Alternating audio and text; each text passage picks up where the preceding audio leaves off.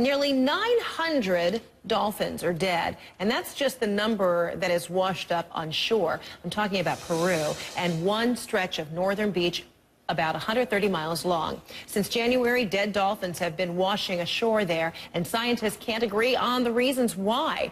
I want to talk to Sue Rocca. She's a marine biologist with the Whale and Dolphin Conservation Society. Sue, good to see you. Thanks for having me. So what does your gut tell you about a dolphin kill this sizable? Well, we have strainings all along our coast for all sorts of reasons. And generally, if one or two come up, there's all sorts of natural phenomenon that can cause that. But when you have something this large, my gut would tell me that there's something traumatic that happened at a snapshot that would kill this many animals. There was a range of age classes, adults, pregnant females, calves, the young. So it definitely, something happened for sure.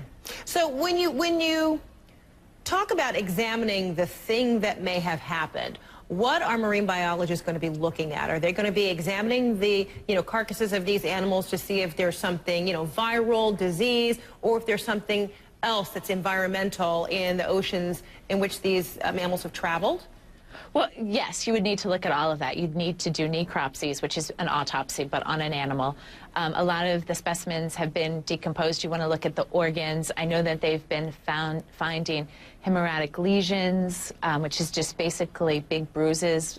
They've been finding bubbles in the blood-filled oil and kidney, which is consistent with an acoustic trauma. They've been finding that some of the acoustic bones in these animals' heads have been fractured, but that's just a small percentage. There's over 600, well, 900 now, confirmed animals. But when some researchers, there's a lead researcher down in Peru, Dr. Yapin Llanos, who is kind of expanded that stretch of beach, and he's claiming up to 3,000 individuals.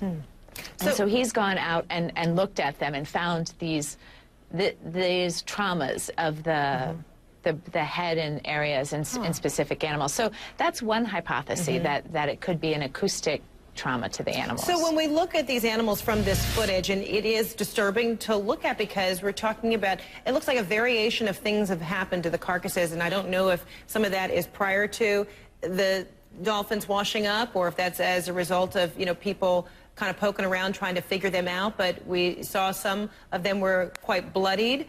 Others even look like they had been skinned, and then others look completely intact. So what do you believe is the explanation behind that? Well, seagulls generally prey on the dead specimens. They also would need to be doing necropsies and cutting them up. I think that from the reports that I have read, there was different levels of decomposition when they were washing up.